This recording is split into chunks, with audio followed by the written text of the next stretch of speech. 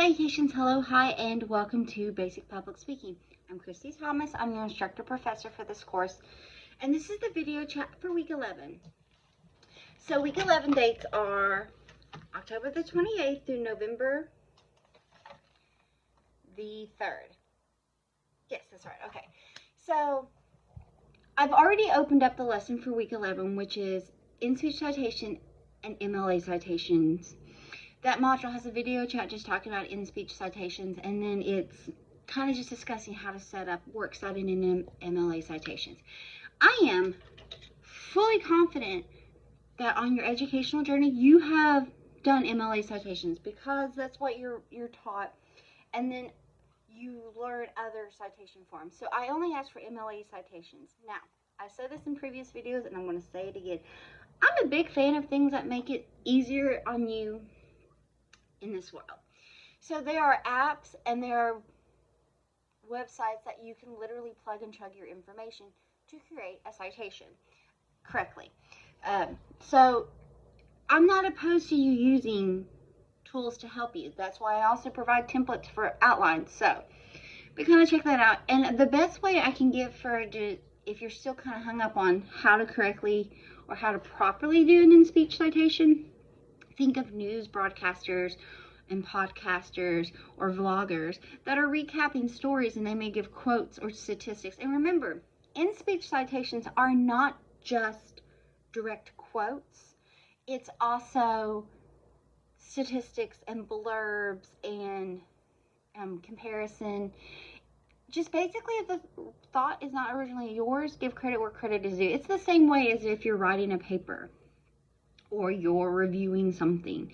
You're giving credit to the original creator. And again, it could be quotes, it could be blurbs, it could be statistics, it could be graphs. There's just all kinds of different, and you can get them from interviews and direct quotes and paraphrasing quotes, articles, websites. But again, when you do websites, and we talked about this during the research portion of our lessons, is really quadruple check the validity of the site, especially if you're trying to quote something well known or a specific organization, as so that you're not misquoting. Anyway, so again, week 11 is over in-speech citations and MLA citations, because in your last two remaining main speeches, there are the requirements for in-speech citations. Main speech 3 has 1, and your final speech, which is a persuasive speech, is required 2. And because you're using in-speech citations, you have to have a works cited attached to the outline. Again, giving credit where credit is due. Now let's move forward. So that's week 11, and this week you have your second storytelling speech due. I extended the due date to Friday. It was originally on Thursday the 31st, but I extended it to Friday. And this umbrella topic falls under the fall, Halloween, spooky, supernatural, horror, whimsical, cutesy, off the beaten path vibes. And there's so much that falls under this. It could just be your fall, autumn. It could be your favorite thing about it, or the favorite thing about that holiday. It could be about traditions that you do that happen in the fall or only happen around Halloween. You know, it could be your family does a Halloween party, or your organization you're included in, they do stuff in the fall. A lot of places do fall festivals or revivals, or there's, all kinds of stuff in the tri-state region that are, there's the pumpkin house, there's different pumpkin patches or corn mazes, or just those little fall cutesy things that you go and, kids can play on the different, hay bells and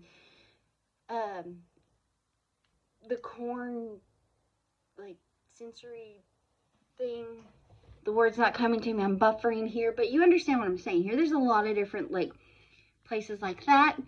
Hay rides, haunted houses. There's a lot of haunted houses in the tri-state region.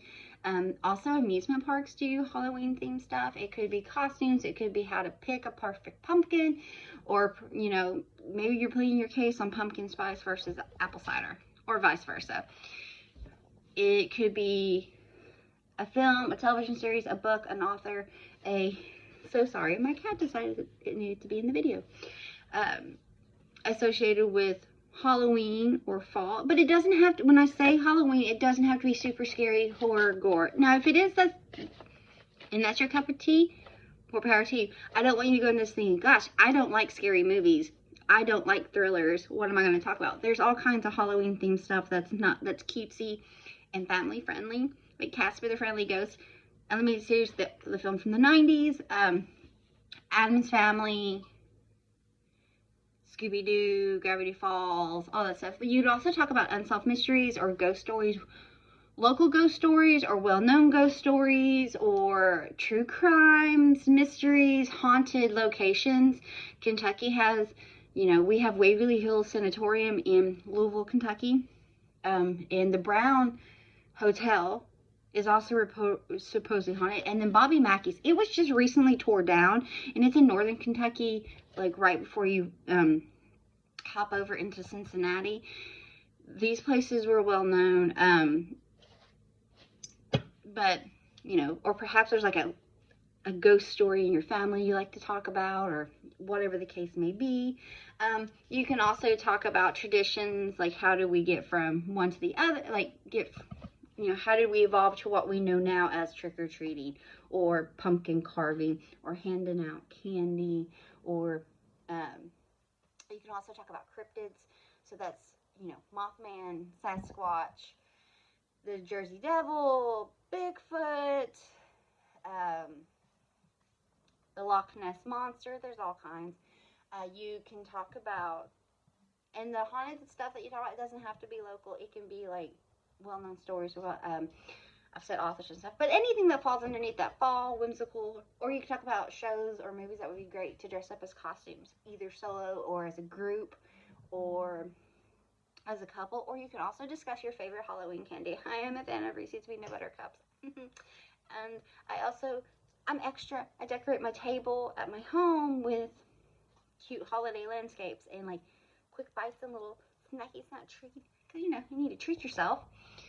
When I say I'm extra, it's always the season theme, and I get the season themed Oreos, because there's just something about those season themed Oreos that just hit a little differently than a regular Oreo, in my opinion. But you can talk about these things as well. It's also tailgating season in the fall. We are moving from baseball into football. You can talk about that, or other sports, or other things that just happen. Anything falls underneath that. But that's the second storytelling speech. Details for that are in a module. Check that out. That's due by 5 o'clock on November 1st, which is Friday. I have also posted and opened up on Friday a Word document and a video chat discussing the remaining due dates for our course. In the video, I give kind of a Cliff Notes versions of descriptions and requirements. The vibes I'm getting is that sometimes folks are still a little confused about the speeches.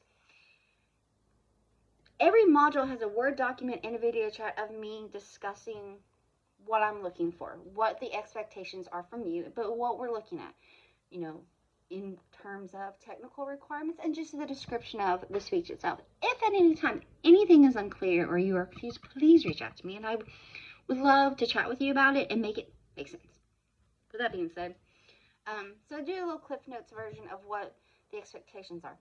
I want to also say, one of the dates I gave, I just realized as I was posting and putting everything up this morning, because from this point on, every announcement, every video is going to have due dates included, because I am a big, big, big fan of putting information out there so that nothing seems like it's a surprise. It's never going to be like, hey, you have this due, and you've never even heard of it. That's not how I roll. So with that being said, I put the final storytelling speech is due on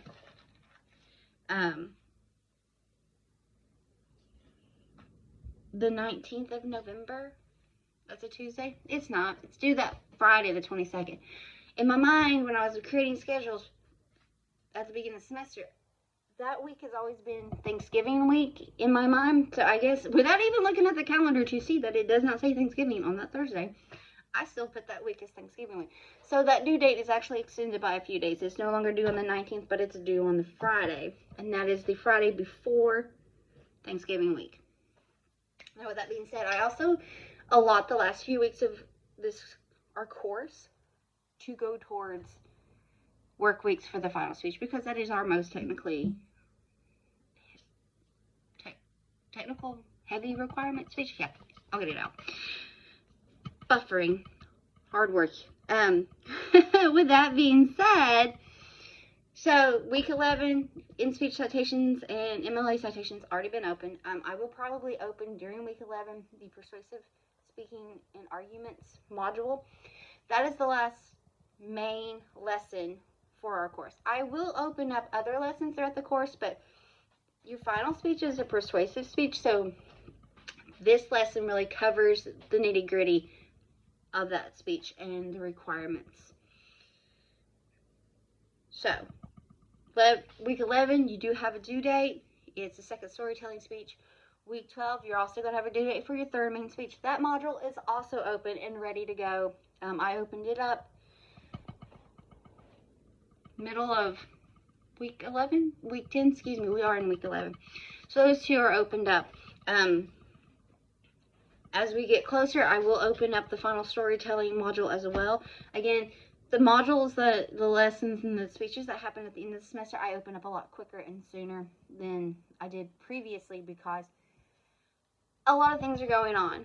We are wrapping up our course. If you have other courses, you're wrapping those up in other classes, and it can be chaotic. It's holidays. It's boom, boom, boom, boom, boom.